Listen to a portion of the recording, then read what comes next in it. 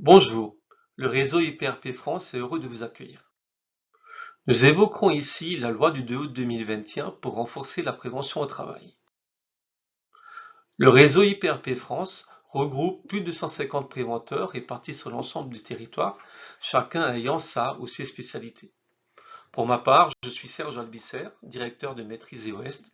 Je suis un IPRP enregistré par la DRETS et je suis formateur et consultant en santé et sécurité au travail. Sans doute vous demandez concrètement en quoi consiste mon activité.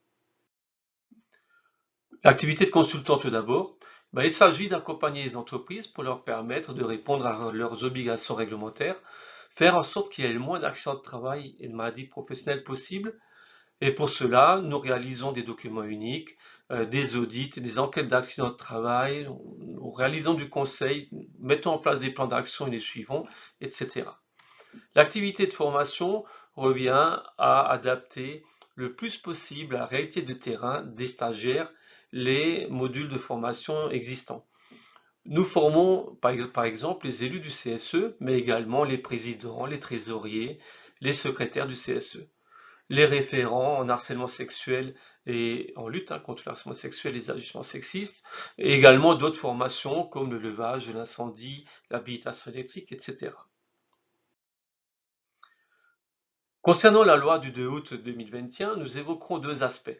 La modification tout d'abord des formations des élus du CSE et ceux de la Commission Santé, Sécurité et Conditions de Travail. Et dans un deuxième temps, nous évoquerons la création du passeport prévention. Donc, en tout départ, la formation des élus du CSE. Il y a plusieurs modifications. Au premier mandat, la distinction entre les entreprises de plus de 300 salariés et de moins de 300 salariés en termes de durée a disparu, quelle que soit la taille de l'entreprise, pour tous les élus, c'est-à-dire titulaires et suppléants, ce sera 5 jours au minimum de formation. Il s'agit bien là des formations liées à la santé, sécurité, conditions de travail. Pour le renouvellement, les conditions ont également évolué. Pour toutes les tailles d'entreprise, pour l'ensemble des élus, c'est 3 jours au minimum de formation. Donc 3 jours obligatoires au minimum. Pour les entreprises d'au moins 300 salariés qui disposent forcément d'une commission santé, sécurité et conditions de travail, les membres de cette commission, eux, par contre, suivront une formation de 5 jours. Le texte ne dit rien quant aux entreprises de moins de 300 salariés qui disposent d'une commission santé, sécurité et conditions de travail. Nous verrons si des précisions seront apportées plus tard ou non. Le financement a également évolué, puisque aujourd'hui, il est possible, enfin aujourd'hui à partir du 31 mars 2022, puisque ce texte est applicable au 31 mars 2022, il sera possible pour les entreprises de moins de 50 salariés de demander un financement par les OPCO.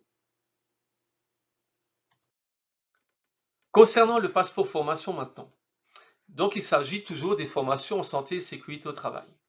Donc ce passeport contiendra des attestations de formation, des certificats, des diplômes, toujours liés à la question de la santé et de la sécurité au travail. Il est renseigné par l'employeur, c'est une obligation, les organismes de formation également, et dans certains cas, les salariés. Les salariés pourront être amenés dans le cas où ils suivraient des formations ayant un lien avec la santé et la sécurité au travail en dehors du contexte de leur entreprise, pourront rajouter ces certificats ou autres diplômes dans ce passeport de prévention. Il sera possible aux salariés de donner l'autorisation à l'employeur d'accéder au contenu de son passeport afin de permettre à l'employeur d'assurer un bon suivi de ses obligations réglementaires dans ses formations de santé et sécurité au travail. Ce passeport sera également intégré dans le passeport d'orientation de formation et de compétences lorsqu'il existe, par exemple pour les chômeurs. Sa mise en place sera au plus tard effective le 1er octobre 2022. Cette présentation est maintenant terminée. Donc nous vous souhaitons une très bonne fin de journée et n'oubliez pas que le réseau IPRP France est présent pour vous accompagner. Au revoir.